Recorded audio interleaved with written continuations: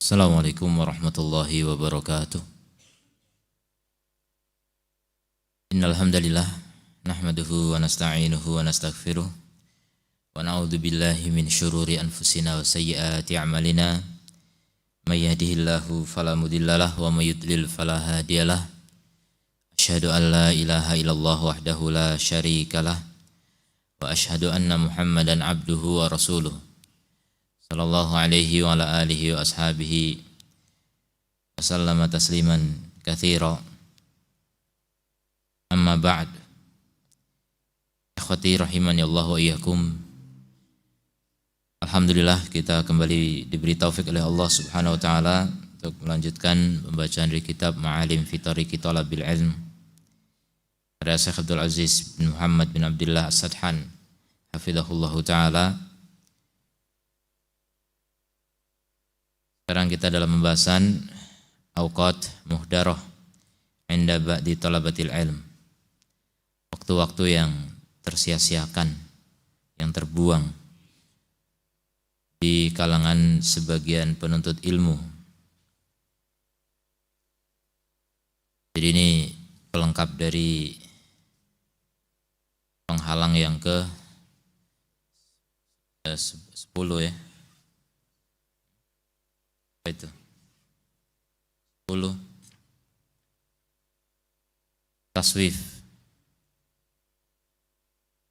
menunda-nunda.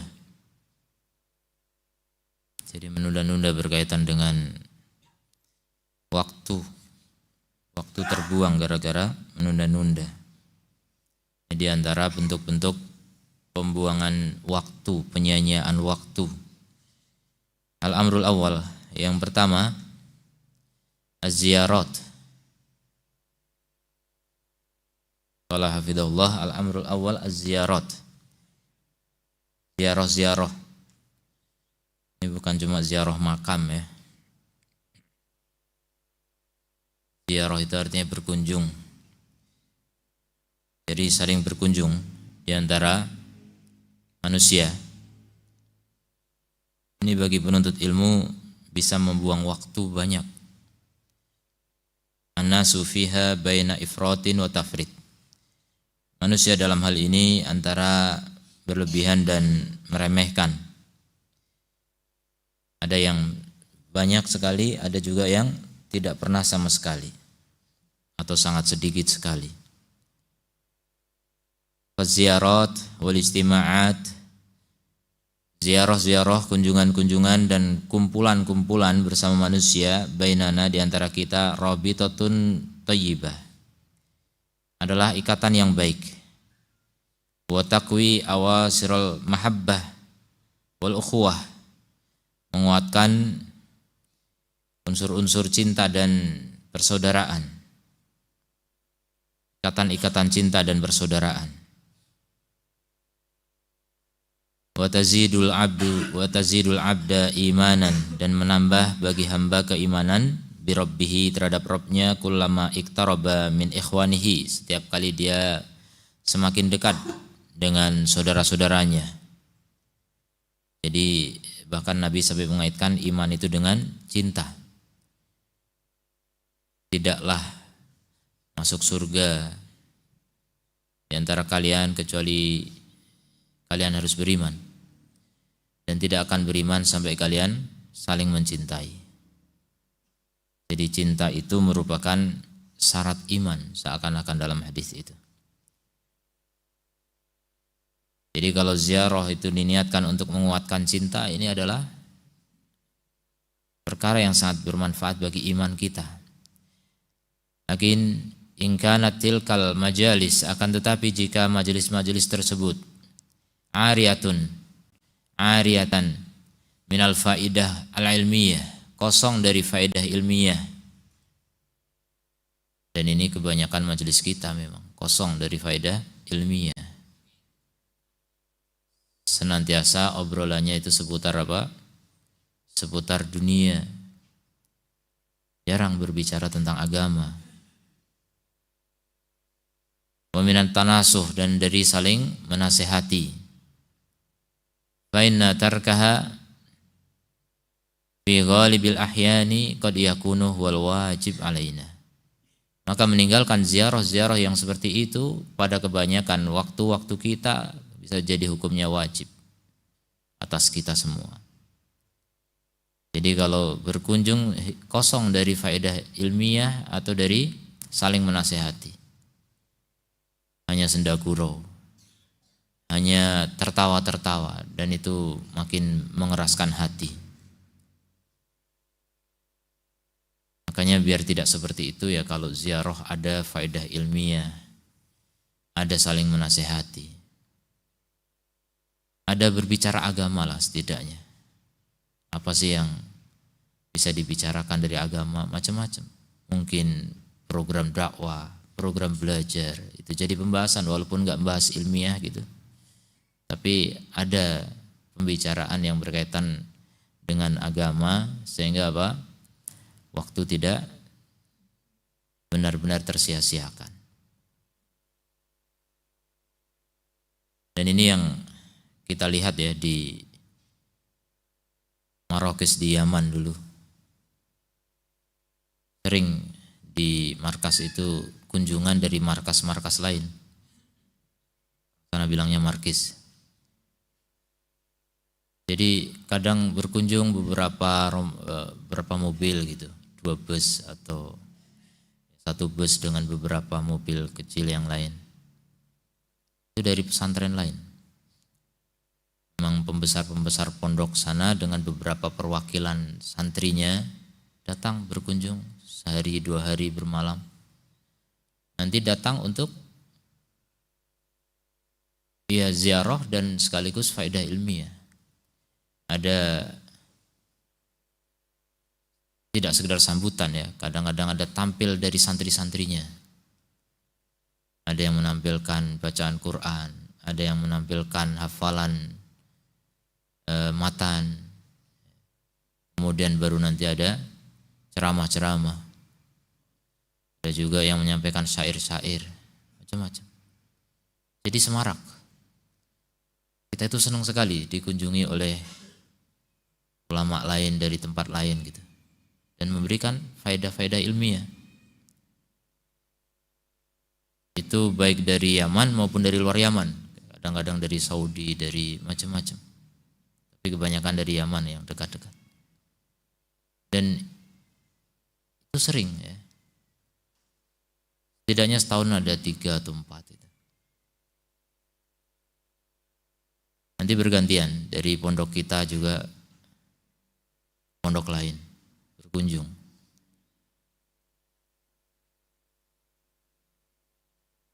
Dan saya belum mengetahui di Indonesia yang seperti itu ya. Allah alam, kalau ada mungkin ada tuh, cuma saya belum tahu. Punya kebiasaan saling ziarah antar pesantren, antar yayasan, antar kelompok manusia untuk memberikan faedah-faedah ilmiah ya. Saling menasehati.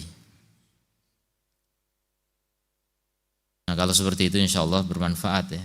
Tapi kalau kosong dari faedah-faedah ilmiah, ini yang dikhawatirkan hanya buang-buang waktu.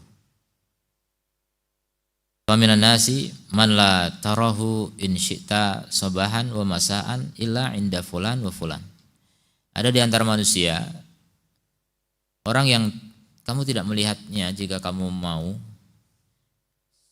pagi, petang, kecuali dia di tempatnya fulan dan fulan. Pagi di tempat fulan A, sorenya B, malamnya C, paginya lagi D, dan seterusnya.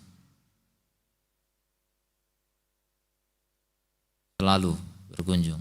Ya mungkin ada misi ya, Allah alam. Tapi kadang-kadang nggak ada misi, cuma kepengen ya kumpul-kumpul saja. Bal rubama law halifa annahu ma yamurru alaihi yaumun ila wa yantakilu baina itsnaini aw thalatha minal ikhwah. Bahkan bisa jadi kalau diminta sumpah annahu tidaklah berlalu atasnya 1 hari kecuali dia berpindah dari 2 atau 3 dari saudara-saudaranya. Lama hanatsal halif. Maka orang yang bersumpah itu tidak akan membatalkan sumpahnya, artinya memang benar isi sumpahnya. Fi yaminihi tilk, pada sumpahnya itu. Wa ahsibu anna ba'dana yasma'u an unasin, dan aku kira sebagian kita ada yang mendengar dari beberapa orang, yajtami'una fi kulli yaumin, berkumpul setiap harinya, marrah au marratain, sekali atau dua kali, yatazawaruna, saling berkunjung, sabahan wa masaan, pagi dan petang. Wa hadhihi ziyarat juz'un min hayatihim, sampai kunjungan-kunjungan ini menjadi bagian dari kehidupannya. Yuqalu lihaula, maka dikatakan pada mereka ini, law annana akhadna bi aqallil qalil, kalau kita ambil dengan yang paling minimal, wa qulna, dan kita katakan, hadhihi ziyarat rubbama takunu muddatuha sa'ah wahidah, 1 jam saja anggaplah paling minimal. Fa idza kuntum tajtami'una fi kulli yaumin marrah aw marratain, 1 kali atau 2 kali dalam sehari, berarti 1 jam atau 2 jam. Faqul fi kulli usbu' 7 saat, maka katakan berarti setiap pekannya ada 7 jam. Alal aqal tuh minimal 7 jam hanya untuk ngobrol. Bagi penuntut ilmu ini mahal sekali ya. Dan kita lebih dari 7 jam buang-buang waktu dalam sepekan. 1 pekan itu ada berapa jam? 24 kali 7 bro. 168. Masa 24 kali 7. 168. Ya ya. 168 ya. 168 dikurangi 7 jam sedikit ya. 161 masih. Tapi tanpa terasa itu banyak. Coba kalau dibalik. Itu 7 jam dipakai untuk menghafal Quran misalnya. Setiap hari 1 jam saja. Itu menghasilkan apa? Hafalan Al-Quran. Dan rata-rata kita berkata enggak sempat menghafal Quran. Iya kan? Kalau kita bisa rutin setiap pekannya 1 jam saja untuk menghafal Quran, kita menjadi imam masjid semua insyaallah. Hafal Quran. Dan kenyataannya tidak demikian. Dan banyak ya, itu ambil minimal itu 7 jam saja sepekan.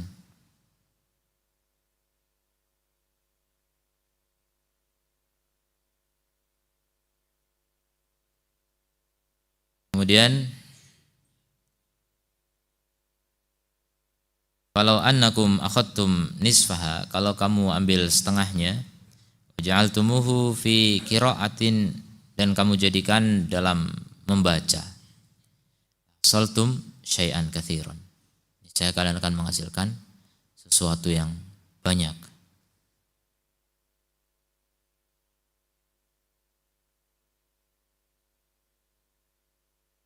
Kita duduk di majelis ilmu begini sekitar 1 jam juga kan, lebih atau kurang kadang. 1 jam kita baca buku begini, setidaknya 2 lembar, 1-2 lembar terlampaui ya.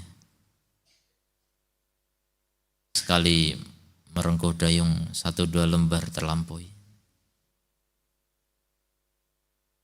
Itu cuma sepekan sekali. Tahu-tahu 1 kitab selesai nanti. Berapa? 2 tahun. Apa terasa 2 tahun selesai kitab. Itu yang hadir di 1 majelis. Yang hadir di seluruh majelis. Antum ngaji, sini kan maghrib subuh ada semua kan. Kalau antum datangi semua, berapa kitab itu antum dapat. Dan itu enggak terasa. Kalau antum enggak hadir di majelis ilmu, kira-kira antum sedang apa? Sedang di majelis ilmu yang lain, ya sama aja di majelis ilmu namanya. Maksudnya selain majelis ilmu ngapain kira-kira? Antum kalau nggak belajar sedang apa? Sedang mengajar. Iya bagus kalau itu terjadi, majelis ilmu juga namanya. Kalau nggak hadir di majelis ilmu yang langsung seperti ini, antum berarti di online gitu kan? Itu majelis ilmu juga insya Allah. Tapi belum tentu, rata-rata tidak. Makanya kita bandingkan saja waktu-waktu kita ini untuk apa sebenarnya. Makanya aneh ya, kadang ada orang yang satu pekan 168 jam tidak punya waktu 1 jam pun untuk belajar. 1 jam saja, nggak sempat 1 pekan ngaji, nggak sempat. Masya Allah. Itu luar biasa. Gimana nanti di hadapan Allah kira-kira? Dihitung ya waktu-waktu kita, hari-hari kita ini nikmat. Akan ditanyakan semua nikmat. Tsumma latus'aluna yauma idzin 'anin na'im. Kemudian akan benar-benar ditanya pada hari itu tentang nikmat-nikmat. Dan jangan mikir nikmat cuma makanan, minuman, duit itu. Waktu dan sehat ini nikmat yang paling dilalaikan manusia. Maghbunun fihima katsirun minan nas. Tertipu kebanyakan manusia di dalam 2 waktu itu, 2 nikmat itu. Sehat dan waktu luang. Tidak kita syukuri sama sekali. Kebanyakan manusia enggak mensyukuri itu. Coba gimana cara mensyukuri nikmat waktu kalau bukan untuk ketaatan? Dan ketaatan apa yang tidak diawali dengan ilmu coba? Semua ketaatan itu butuh ilmu. Makanya menuntut ilmu itu ya kalau mau mana ya hitung-hitungan ideal gitu saya juga nggak tahu idealnya berapa, tapi setidaknya masa sepekan 1 jam saja nggak bisa. Dan itu banyak orang yang begitu, 1 jam nggak bisa. Ngaji yuk, nantilah nunggu daurah. Sekarang daurah tiap pekan juga ada, hampir. Tapi nunggu ustadz yang kibar, ustadz yang besar-besar. Besar usianya atau besar ilmunya, wallahu a'lam. Bulan sekali, bahkan mungkin setahun sekali baru ngaji. Dan ada yang tidak pernah ngaji seumur hidup. Ada enggak? Banyak. Saya akan ngaji itu kalau Jumatan, dengerin khutbah Jumat. Orang antum tidur juga. Sekali-kalinya sepekan itu hadir Jumatan tuh tidur. Kalau enggak tidur terlambat juga datangnya. Sudah hampir iqomah baru datang. Ya saya pernah sesekali gitu. Artinya setiap Jumat pasti ada jadwal khutbah. Ada satu kali panitia bilang, Ustadz Afwan ini jadwal khutbah mau diisi oleh Ustadz Fulan. Datang daurah. Akhirnya saya Jumatan di tempat sendiri. Dan kaget juga gitu. Taruhlah duhur jam 12 gitu. Itu jam 12 kurang 10 menit. Saya tengok ke belakang. Kok masih kosong ya? Itu lumayan agak besar gitu. Kok masih kosong? Kurang 5 menit. Masih sedikit orang. Begitu adzan, begitu khutbah, memang kita tengok lagi, oh iya berdatangan. Sementara khutbah itu berdatangan makin banyak. Itu fenomena itu ya saya baru perhatikan saat itu gitu. Maksudnya sebelum-sebelumnya saya kan biasa khutbah di masjid-masjid As-Sunnah. Alhamdulillah sepertinya udah penuh gitu sebelum khutbah udah mulai penuh itu satu ruangan. Tapi seperti itulah. Ternyata begitu bubar Jumatan ramainya bukan main, Masya Allah. Memang membludak banyak sebenarnya. Terutama di antrian nasi kotak itu, Masya Allah. Ramai berjubel. Iya. Luar biasa. Ya, yang seperti itu bagaimana bisa menuntut ilmu gitu kan. Kalau itu khutbah nasihat buat mereka gitu kan. Jarang mengambil nasihat, 1 pekan sekali saja.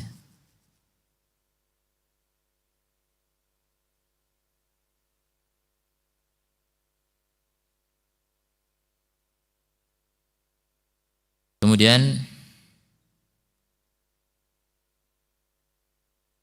la syakartumullaha ala dzalika katsiran. Jadi kalian akan menghasilkan ilmu yang banyak kalau dipakai untuk membaca itu. Dan kalian akan bersyukur pada Allah dengan syukur yang banyak. Inna ba'dal ahibbah, sungguhnya sebagian kekasih yunakidu nafsahu binafsihi, mempertentangkan dirinya dengan dirinya sendiri. Fatarahu mudminan ala kathratil khuruj, kamu lihat dia gemar dengan banyaknya keluar min manzilihi, dari rumahnya.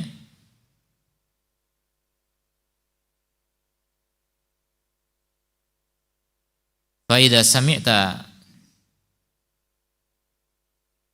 as'ilatahu, kalau kamu dengar pertanyaannya, ajibta minhu, kamu heran. Fa indahu minal kutub asy-syai' al-katsir, dia punya kitab-kitab banyak. Fa idza sami'ta su'alahu, tapi kalau kamu dengar pertanyaannya, alimta annahu lam yuzakki tilkal kutub, kamu akan tahu bahwasanya dia tidak mentazkiyah kitab-kitab tersebut, enggak membaca. Bal rubama la ya'rifu asma'a mu'allifiha, bahkan bisa jadi enggak tahu nama penulisnya. Wala syakka anna tilka ziyarat allati dhahabat, tidak diragukan bahwa kunjungan-kunjungan yang telah pergi, adra jariyah, seperti berembusnya angin, ya sababun muhimmun fi hadal jahl, dialah sebab terpenting untuk kebodohan ini. Kita menjadi bodoh karena enggak sempat membaca, tidak sempat belajar. Illa man rahimallah, kecuali orang yang Allah rahmati, artinya yang masih membaca, dan itu sedikit. Wal Ibnul Qayyim rahimahullahu ta'ala kalamun qayyim, Ibnul Qayyim punya kalam yang berharga tentang majalisul ikhwan, duduk-duduknya seorang dengan kawan-kawan.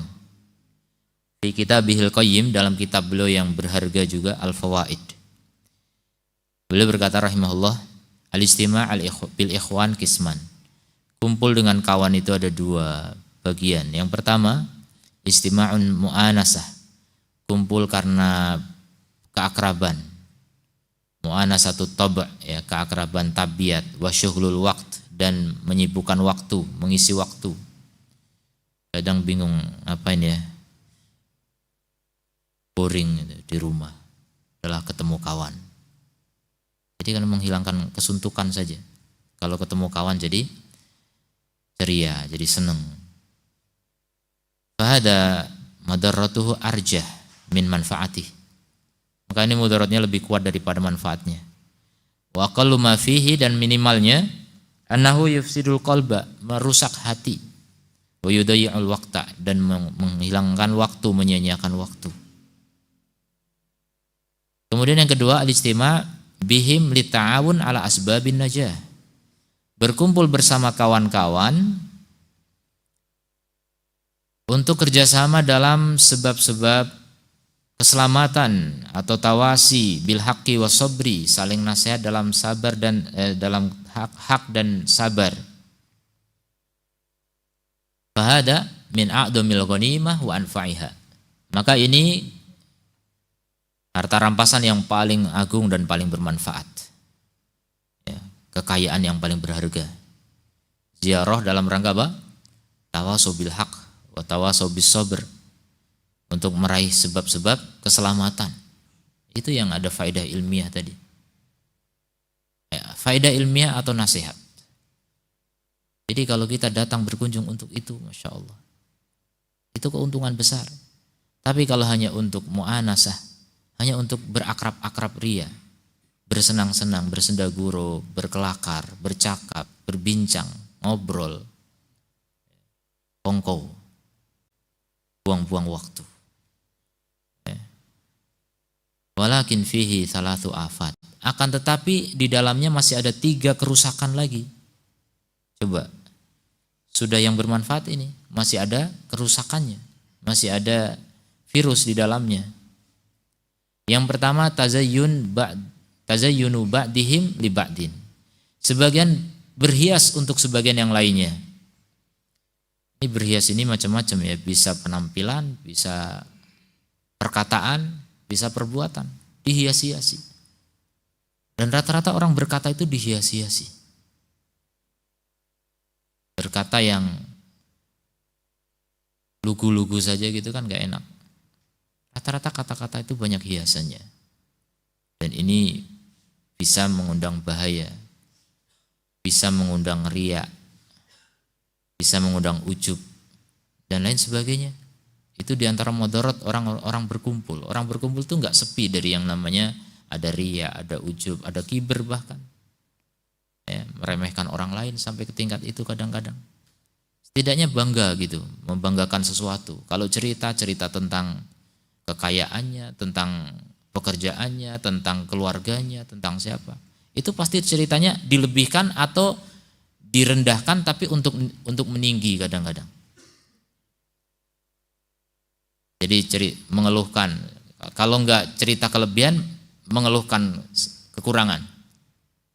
Jadi biar orang tahu, berarti kamu orang yang sabar ya, Masya Allah gitu.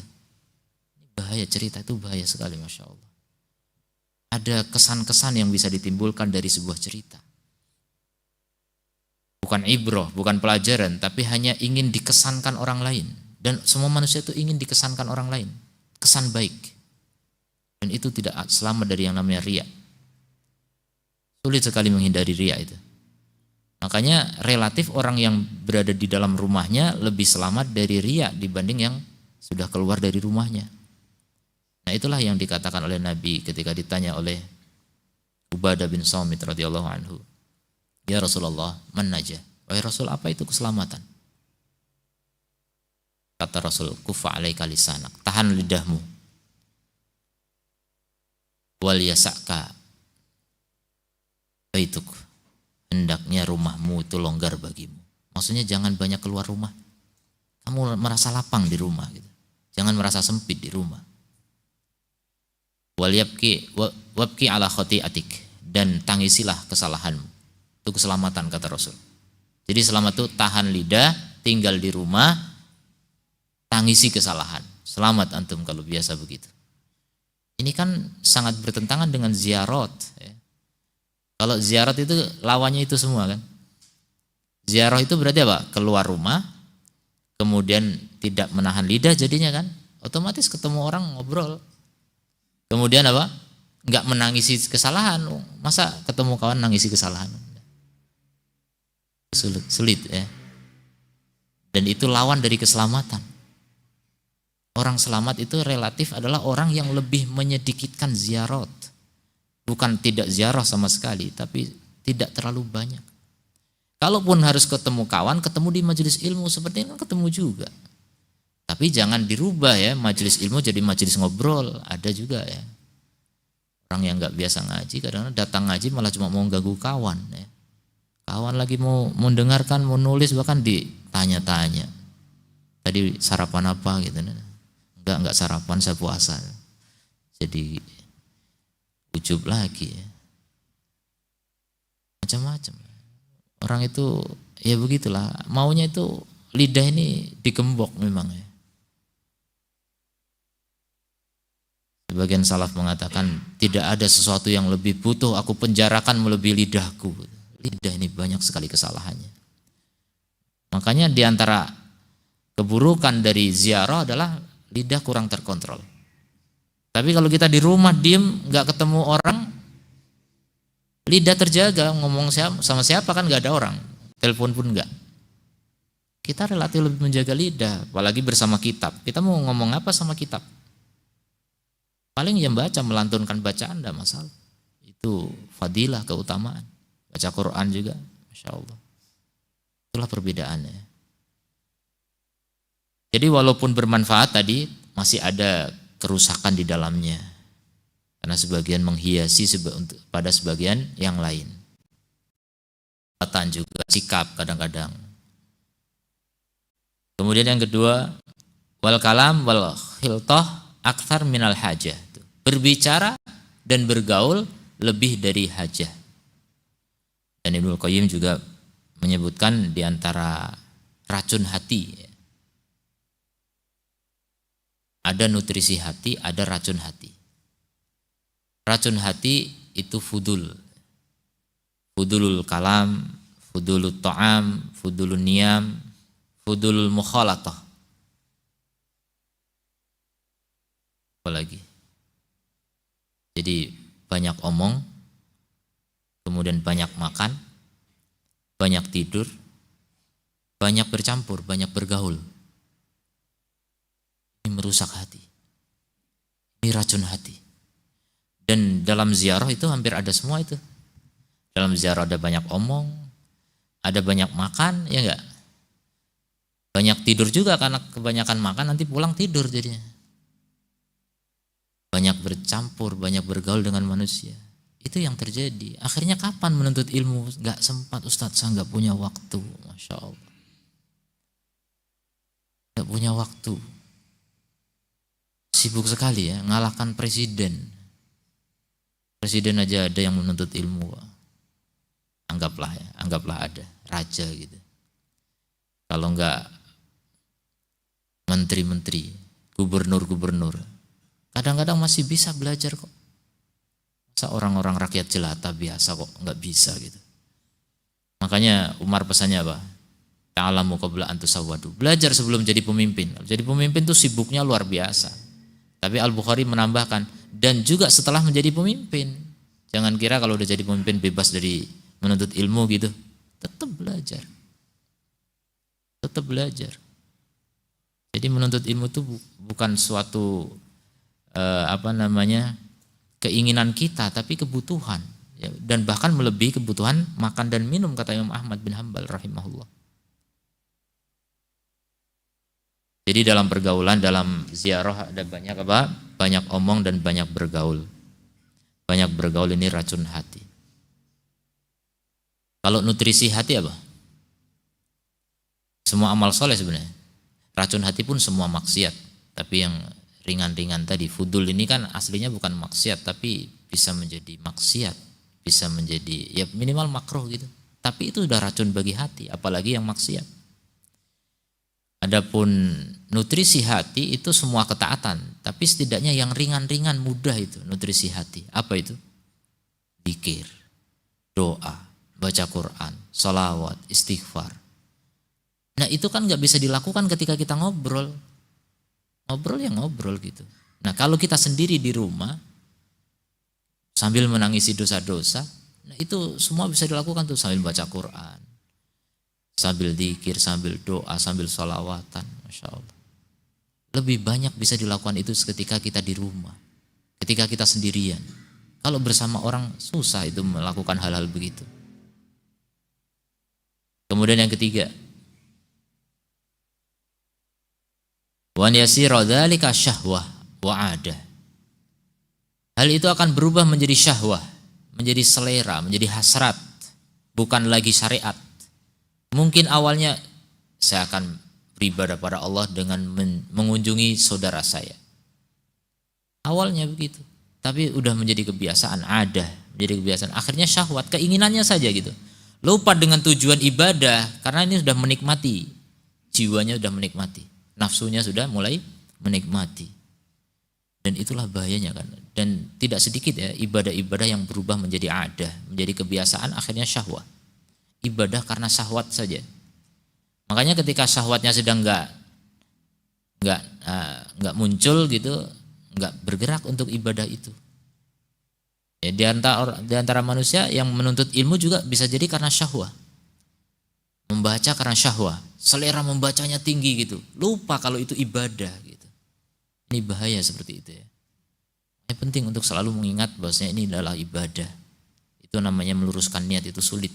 Selalu hadirkan niat dalam segala tindakan kita yang bernilai ibadah memang. Dan mestinya perbuatan kita semuanya bernilai ibadah gitu. Hadirkan niat. Saum saja Rasul mengatakan apa? Imanan wahtisaban. Itu menghadirkan niat namanya. Jadi saum karena iman dan karena ihtisab. Iman dasarnya karena ini perintah Allah, Jadi inilah ibadah, dan ihtisab hanya berharap pahala dari Allah. Dan itu bukan cuma untuk saum saja, bukan cuma untuk qiyamul Ramadan saja. Untuk semua amal itu ada imanan wa ihtisaban. Kalau itu lepas, itu menjadi syahwah, hanya hasratnya saja gitu. Orang rajin zikir, hasratnya zikir gitu, bukan lagi ibadah. Ini bisa jadi kecampur lah setidaknya. Makanya harus selalu menghadirkan niat dalam setiap amal, itu penting sekali.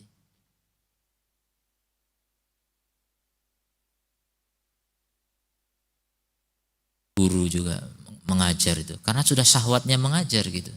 Ini bahaya, Masya Allah, luar biasa. Bukan lagi beribadah gitu. Berangkat dari rumah pagi-pagi ngajar subuh gitu kan. Niat ibadahnya bisa hilang. Ya, bisa jadi hilang. Karena sudah menjadi rutinitas misalnya. Sudah menjadi adah, rutinitas. Jadi rutinitas yang kalau nggak dilakukan ada yang kurang. Jadi cuma begitu jadinya. Bukan lillahi ta'ala karena memang inilah ibadah. Nah itu kalau nggak menghadirkannya di situ rugi ya. Ini ziarah kawan juga begitu. Ziarah kawan itu aslinya ibadah, tapi menjadi adat sebagian orang. Hanya menjadi rutinitas yang kosong dari niat, kosong dari mencari pahala. Ini kan berbahaya. Apalagi terus diisi macam-macam kerusakan yang lain tadi. Banyak ngomong, akhirnya banyak menghias diri gitu dengan ucapannya, dengan sikap tingkah lakunya, dengan penampilan juga. Apalagi kalau emak-emak ya. Itu berhiasnya enggak cuma perkataan atau perbuatan, penampilan. Ya, cincinnya di mana-mana, kalungnya di mana-mana, ya di leher semua banyak. Ditampilkan dalam ziarah-ziarah itu. Ya, ketika mau ketemu dengan orang banyak, mau kondangan misalnya, itu enggak punya perhiasan, nyewa perhiasan, kan ada sewaan perhiasannya. Masya Allah, saya juga baru tahu gitu. Oh, ada ya sewaan perhiasan. Harus begitunya, sebegitunya kali gitu ketemu orang. Nah ini kan ciri-ciri orang yang memang ahli dunia seperti itu.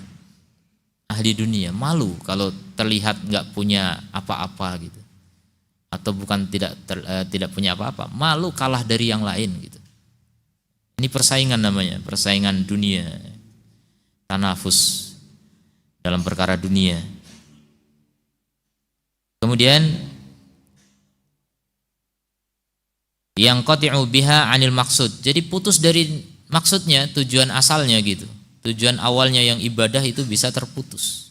Karena sudah menjadi hasrat, sudah menjadi selera, sudah menjadi mood. Makanya ada orang kok enggak belajar lagi enggak mood. Berarti kan nafsu itu, mood itu nafsu ya. Pahami baik-baik. Mood itu artinya nafsu. Berarti antum bersemangat ketika ada mood, ketika ada nafsu, ada hasrat, ada keinginan. Itu bukan karena Allah jadinya.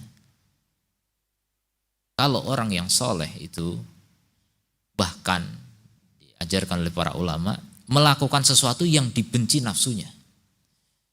Saya lagi malas ngomong nih. Kalau gitu ngomong, dilawan nafsunya. Kalau lagi banyak omong gitu dan suka nafsu kita, berhenti. Karena udah ngikuti nafsu namanya. Idza talal majlis fakana lisyaitani fihi nasib. Kalau majlis itu terlalu lama, setan punya bagian. Begitu kata ulama. Jadi itu majelis ilmu tadinya, tapi kelamaan akhirnya banyak omong. Setan punya bagian nanti situ. Dihias-hiasi, ya, macam-macam. Wa anta tara misdaqa hadal kalam. Kamu melihat bukti dari perkataan ini, pembenaran dari bukti dari perkataan ini, idalah hatta kathratal majalis. Kalau kamu perhatikan banyaknya majelis-majelis. Allati yajlisuha ba'du al-ahibbah, yang duduk di sana sebagian kekasih-kekasih kita ya kaum mukminin. Semua orang beriman kekasih kita. Ma ikhwanihim, bersama kawan-kawannya.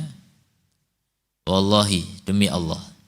Inna ba'dana idza dakhala fi majlisin, kalau masuk ke dalam satu majlis ya, sebagian kita kalau masuk dalam satu majlis dan keluar darinya, tsumma qaddaral waqta, kemudian dia ukur waktunya, allati jalasa, yang dia duduk di situ, lawajadahu ma yaqrubu min sa'ah ila sa'atain, pasti dia akan dapati mendekati sejam atau 2 jam, bahkan bisa lebih.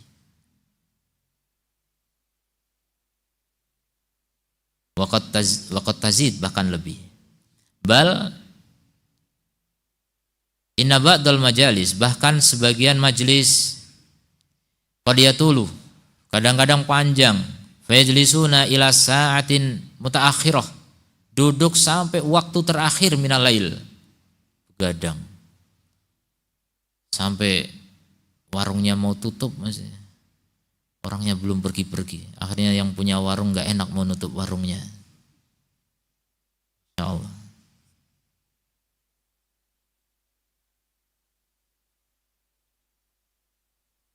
Kalau annaka fi hadis saat, seandainya kamu di waktu-waktu ini, al-arba, keempat tadi apa sih? Waktu yang 4, ada 4 macam waktu. Sejam, 2 jam, 3 jam, 4 jam. Taqra'u qira'atan muta'anniyah, kamu pakai untuk membaca dengan bacaan yang pelan-pelan saja, enggak usah ngebut. La kharajta minha bi faidah 'azimah, pasti kamu keluar darinya dengan faedah yang besar. Wa ta'addu asabi'an nadam, dan kamu pasti akan menggigit jari menyesal gitu.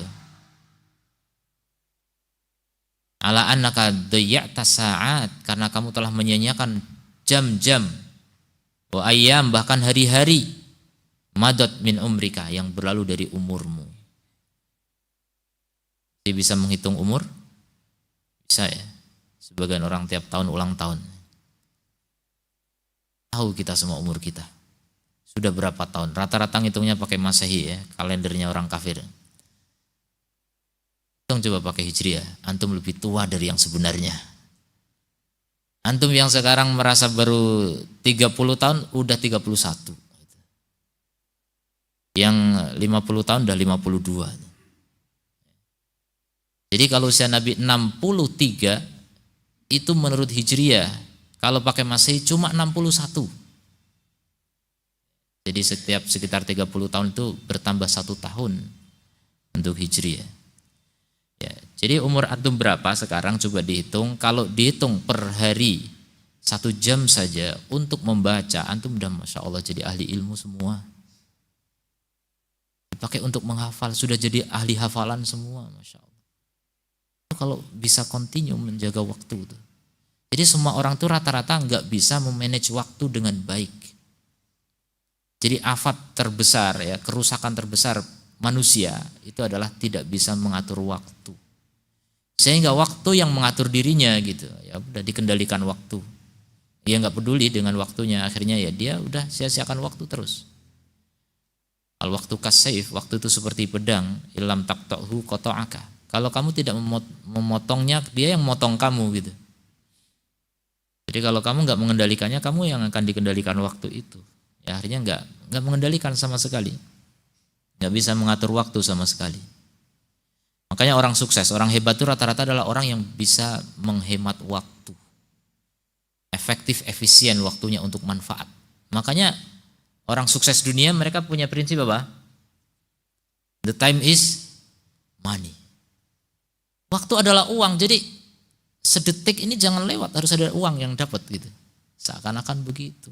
Waktu itu uang, jangan cuma buang-buang waktu. Itu bagi mereka yang mengejar uang, yang mengejar dunia. Nah antum mengejar apa? Enggak mengejar ya. Enggak mengejar apa-apa. Ya itulah akhirnya, itulah yang buang-buang waktu. Kalau orang enggak ada yang dikejar, ya buang-buang waktu jadinya. Kita harus jelas target hidup itu kemana, mau apa gitu. Ngapain kita hidup kalau bukan untuk mengejar keridhaan Allah gitu. Kalau bukan mengejar cinta Allah, kalau bukan mengejar derajat yang tinggi, ngapain kita hidup? Buang-buang waktu akhirnya. Dan itulah kenyataan. Orang yang cita-citanya rendah pasti waktu dibuang sia-sia.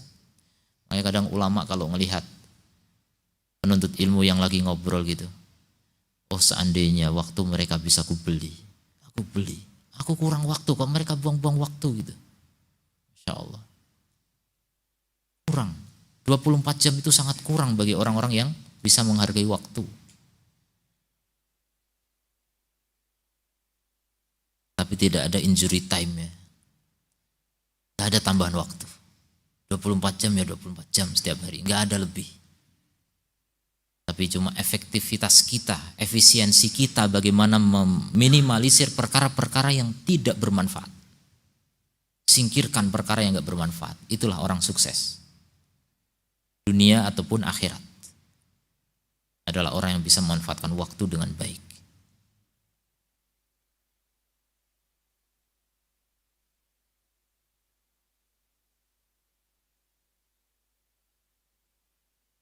Al-amru tsani, perkara yang kedua. Waktu pun berjalan cepat, dari tadi masih pertama ya. Kita baca lebih cepat. Al-istighal bi umurin mafdulah, sibuk dengan perkara-perkara yang kurang utama. Memang itu perkara ibadah, tapi sebenarnya ada yang lebih utama. Itu juga termasuk buang-buang waktu. Dan ini Masya Allah tidak disadari oleh kebanyakan manusia. Ada orang yang sibuk dzikir, padahal kalau dipakai untuk menuntut ilmu atau baca Quran jauh lebih bermanfaat. Itu ibadah sama. Seperti tadi ziarah itu ibadah. Tapi ketika menyanyiakan yang jauh lebih bermanfaat yaitu ilmu, itu buang-buang waktu. Ibadah dikatakan buang-buang waktu. Gimana dengan maksiat? Coba. Luar biasa. Bagi orang yang ahli ilmu itu luar biasa. Waktunya efektif, efisien. Untuk perkara yang paling bermanfaat. Kan sudah kita sebutkan dulu ketika belajar tajridul ittiba ya. Amalan sunnah yang paling utama secara mutlak yang disepakati oleh para ulama apa? Menuntut ilmu. Itu amalan sunnah yang paling berharga, paling utama. Jadi kalau menuntut ilmu itu paling utama ya sudah kita maksimalkan untuk itu gitu. Daripada tahajud semalam suntuk gitu kan. Dan itu ditanya para ulama dulu. Mana lebih engkau sukai? Salat semalam suntuk atau belajar sesaat? Mereka punya banyak pernyataan, diantaranya apa? At-tafakkur sa'atan ahabu ilayya min qiyamil lailatan. Berpikir sesaat lebih aku sukai daripada salat semalam suntuk. Salat padahal ya, bukan maksiat. Bukan molor, bukan ngobrol, salat. Itu kalah jauh dibanding dengan menuntut ilmu. Coba lihat perbandingan yang luar biasa. Tapi banyak orang tidak menyadari itu. Banyak buang-buang waktu jadinya. Menuntut ilmu itu luar biasa pahalanya. Keutamaannya itu luar biasa. An yusila ahaduna nafsahu. Seorang di antara kita menyibukkan dirinya bi asghalin mafdulah. Dengan kesibukan-kesibukan yang kurang utama. Artinya dia bisa melakukan yang lebih utama. Fabadun nasi idza qara'a sa'ah. Sebagian orang kalau membaca sejam wa sya'ara annahu istafad, kemudian dia merasa sudah dapat faedah.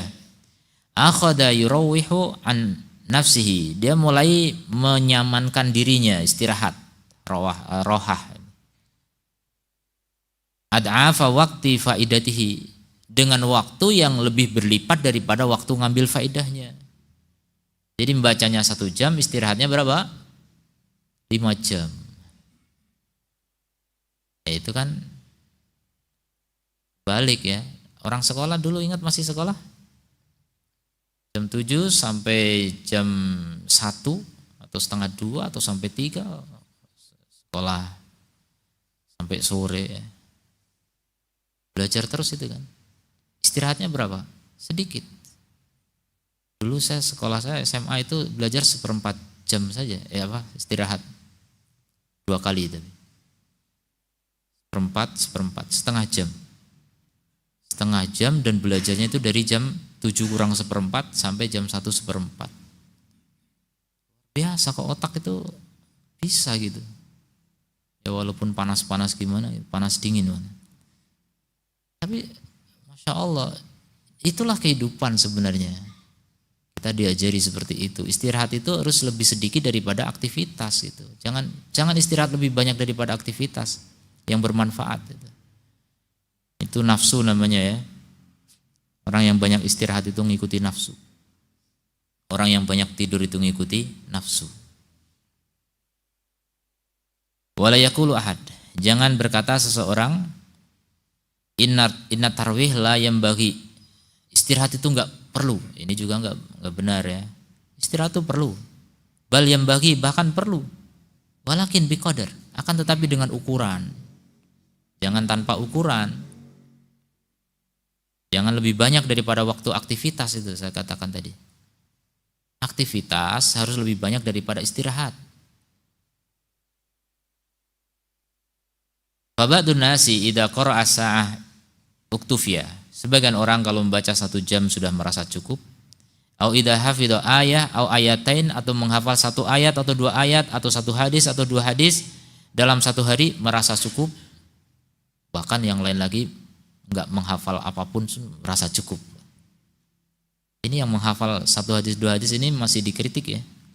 Apalagi yang tidak menghafal sama sekali dan sudah merasa cukup itu. Kenapa? Saya sudah hadir di majelis hari Ahad pagi. Sudah cukup dengan itu. Ini sangat jauh dari penuntut ilmu ya. Sangat jauh dari penuntut keutamaan dan kemuliaan.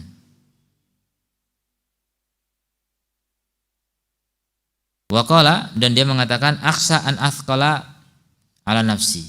Aku khawatir membebani diriku. Masya Allah. Ya, jangan berlebihan lah. Jadi orang tuh nggak boleh hulu. Udah tahu istilah hulu dipakai kemana-mana. Wasat, pertengahan.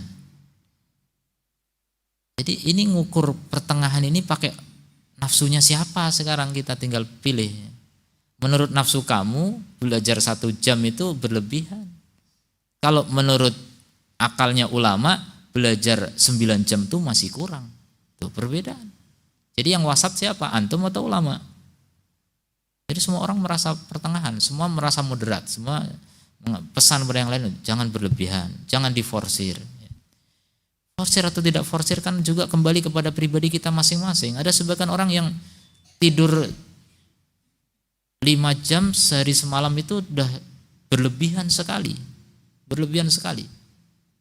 Itu waktunya ulama begitu. Sangat berlebihan tidur sampai 5 jam. Jadi tidur 8 jam itu untuk bayi atau anak-anak. Makin remaja itu makin berkurang 7 jam. Nanti agak dewasa sedikit menjadi 6 jam. Nanti agak tua sedikit 4 jam. Itu cukup sekali tidur itu sehari semalam. Jadi siangnya mungkin 1 jam, malamnya 3 jam, itu sudah sangat cukup. Tapi banyak orang yang menggunakan waktu untuk tidur itu banyak sekali. Kalau ada sebagian kisah ilmuwan dunia gitu, seperti dikisahkan Einstein misalnya, itu katanya suka tidur. Itu terserah mereka, terserah dia gitu. Itu urusan dunia. Tapi kalau soal agama ini rugi ya orang banyak tidur itu. Orang banyak tidur itu rugi, buang-buang umur.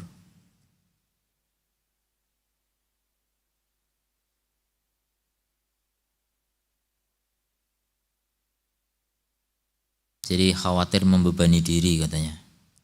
Sahih, ananas yakhtalifun. Jadi memang benar, manusia itu berbeda-beda. Jadi memang kita nggak bisa maksakan orang lain juga ya, karena kemampuan manusia beda-beda. Cuma setidaknya semua itu bisa dilatih. Orang yang terbiasa tidur 10 jam, begitu tidur cuma 9 jam sakit dia. Ya karena kurang latihan. Coba dilatih. Dilatih semua dengan latihan. Saya masih punya guru tuh di Jogja. Masih hidup sekarang, tapi bukan di Jogja lagi. Beliau cerita dulu kepada kami, tidurnya sehari semalam atau malam itu, tidur malam itu 2 jam. 2 jam saja tidur. Dan beliau penghafal Quran luar biasa ya, luar kepala. Lancar sekali hafalannya lah, Masya Allah. Kemudian itu kita sedang di majelis, dimotivasi jangan banyak tidur gitu. Tapi beliau pesan, tapi jangan juga langsung kalian tiru seperti itu. Bertahap. Kalau kalian biasa 6 jam atau 5 jam ya dikurangi sedikit-sedikit itu tidur. Jangan langsung tiba-tiba 2 jam. Ya bisa aja 1 malam tidur cuma 2 jam, bahkan gak tidur sama sekali ya. Apalagi sambil nunggu final Piala Dunia gitu. Bisa, begadang bisa, tapi kan nanti KO besoknya. Kalau itu rutin tiap malam akhirnya sakit. Sakit kalau enggak pelan-pelan gitu. Jadi memang dilatih pelan-pelan.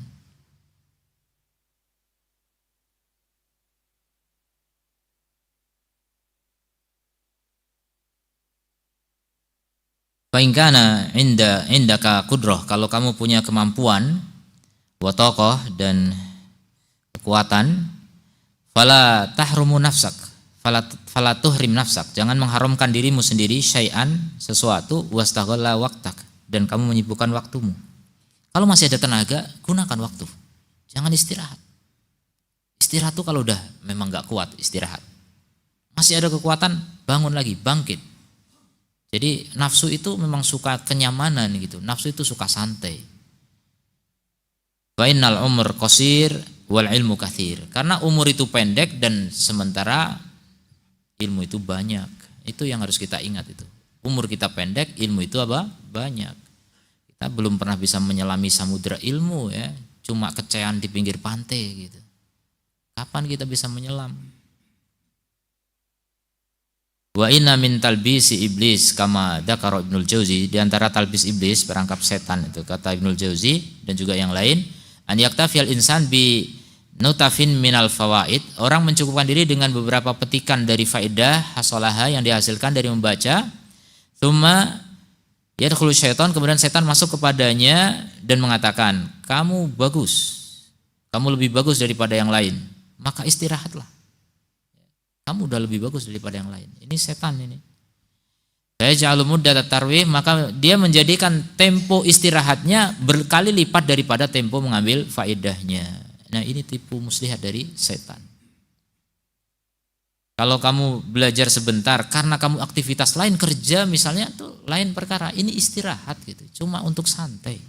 Cuma untuk minum kopi sampai berjam-jam. Memang orang paling awet itu kalau ditungguin kopi ya, atau nungguin kopi. Saya ini nunggu kopi ini 1 jam nggak terasa, udah dingin.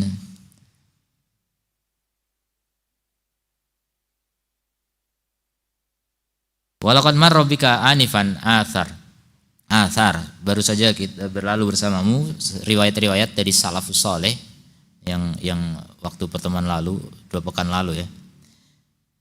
Tabayyana kaifa kana hirsum, jelas bagimu bagaimana semangat mereka untuk tidak menyanyiakan sesaat pun dari saat-saat umurnya, enggak mau buang-buang waktu mereka. Wa innan nadir fi maktabati ba'dina, siapa yang melihat kepada perpustakaan sebagian kita, melihat keajaiban. Kenapa? Melihat banyak kitab dan melihat berpalingnya pemilik perpustakaan itu dari membacanya. Itu rata-rata kita sekarang. Punya buku cuma jadi pajangan. Nanti setiap tahun ada perpindahan posisi karena cuma dipindah-pindah, dibersihkan, banyak debu gitu. Jadi bukan karena dibaca. Itu yang punya perpustakaan ya. Mayoritas kita nggak punya perpustakaan ya. Antum koleksinya di rumah apa koleksinya? Sebagian orang masuk rumah nggak ada buku sama sekali ya. Ini bukan rumahnya penuntut ilmu ya. Itu perbedaan. Penuntut akhirat itu rumahnya banyak kitab insya Allah, yang bisa beli kitab. Bukan perabot pernak-pernik yang mahal-mahal tapi nggak ada kaitannya dengan akhirat. Kalau orang dulu perhiasannya kan tombak, pedang itu. Udah. Sekarang perhiasannya bukan perhiasan itu, bahkan memang alat untuk perang ya. Kalau kita banyak sekali perabot-perabot nggak penting. Kemudian jadi berpaling pemiliknya dari membaca. Wali Syekhul Islam Ibnu Taimiyah rahimahullah ta'ala ada perkataan yang sangat tepat ketika ada orang yang bertanya kepada beliau tentang apa yang paling penting yang dibaca oleh penuntut ilmu dan dengan apa dia memulai dalam membaca kitab-kitab dan tafsir-tafsir. Wa dzakara min dimni kalami, dan beliau menyebutkan di dalam perkataannya sejumlah perkara yang semestinya kita untuk memperhatikannya. Wala budda min dzikriha, dan kita harus sebutkan li'anna ba'dana, karena sebagian kita memperhatikan menghasilkan kitab-kitab, mengumpulkan kitab-kitab, ada kitab baru dibeli, bal yunfiku katsiran, bahkan menghabiskan banyak harta di jalan untuk menghasilkan naskah-naskah yang baru cetakan maupun yang tidak, yang ditahqiq maupun yang tidak, yang mujalladah, yang berjilid-jilid. Maka apa kata Syekhul Islam rahimahullah? Waqad au'abatil ummatu fi kulli fannin. Umat ini telah menampung dalam setiap bidang ilmu, min fununil ilm, dari bidang-bidang ilmu, i'aban, ya, dengan penampungan yang banyak, pencakupan yang banyak. Man nawarallahu qalbahu hadahu, siapa yang Allah berikan cahaya pada hatinya, Allah akan berikan hidayah, bima yuballighu min dzalik, dengan apa yang menyampaikannya kepada hal itu. Dan siapa yang Allah butakan, maka tidak menambahinya banyaknya kitab-kitab, kecuali kebingungan dan kesesatan. Jadi memang butuh hidayah dari Allah, ya. Kalau orang nggak dapat hidayah, banyaknya kitab malah menyesatkan. Dan inilah perkara orang yang diberi taufik kepada jalan petunjuk dan lurus bimbingan. Berkata Ad-Dhahabi rahimahullah ta'ala ketika menyebutkan biografi Utsman ibni Sa'id Ad-Darimi, beliau berkata, innal ilm laisa bikathrati riwayah. Ilmu itu bukan dengan banyaknya riwayat, akan tetapi dia adalah cahaya yang Allah masukkan ke dalam hati. Wa syartuhu, dan syaratnya adalah mengikuti ittiba dan lari dari hawa nafsu dan ibtida. Nah, itu ilmu. Aku sebutkan dua riwayat ini li'anal wahid, karena salah seorang dari kita apabila qallaban nadhar, ya, membolak-balik melihat fi hadil kutub, di kitab-kitab ini, allati indahu, yang dia punya, dia melihat bahwa hujah Allah atasnya telah tegak. Wa annahu awrada nafsahu al-mawarid, dia telah melemparkan dirinya kepada tempat-tempat kebinasaan. Idza farrata, kalau dia meremehkan. Hadil kutub, maka kitab-kitab ini, lau annana rattabna, kalau kita rapikan, kita susun waktu-waktu kita, dan kita jaga waktu itu dari fudulul ashghal, ya, kesibukan-kesibukan yang berlebihan yang tidak bermanfaat, kita akan menjaganya bima ya'udu alaina binafa, dengan apa yang kembali kepada kita manfaat. Tsumma rattabna waqtan lil qiraah, kemudian kita susun waktu untuk membaca, dan akan datang insyaallah taala penjelasannya di kitab ini. Wa waqtan lil hifdz, kemudian waktu untuk menghafal. La ra'ayna laddatan wa halawatan fit talab, kita akan melihat kelezatan dan kenikmatan di dalam rasa manis di dalam menuntut ilmu, dan kita akan merasakan bisyaghafin, rasa cinta yang besar lil mazid, untuk menambah, wa nahmin lil qiraah wal bahth, dan selera yang besar untuk membaca dan membahas. Berkata Ibnu Abi Hatim, aku mendengar Al-Muzani yaqul, qila li Syafi'i, dikatakan kepada Asy-Syafi'i rahimahullah, kaifa syahwatuka lil ilm, bagaimana seleramu terhadap ilmu? Ini kata syahwat memang, tapi syahwat yang baik gitu, enggak semua syahwat itu haram. Bagaimana syahwatmu terhadap ilmu? Qala asma'u bil harfi mimma lam asma'hu fa tawaddu a'dha'i anna laha asma'an. Aku mendengar satu huruf dari ilmu, dari apa yang aku belum dengar sebelumnya, maka aku ingin seluruh anggota badanku semuanya punya telinga gitu. Maksudnya ambisinya untuk mendengar ilmu, Masya Allah. Seakan-akan anggota badannya pengen dengar semua gitu. Tatana'amu bihi, yang menikmati ilmu tersebut, mithlama tana'amtu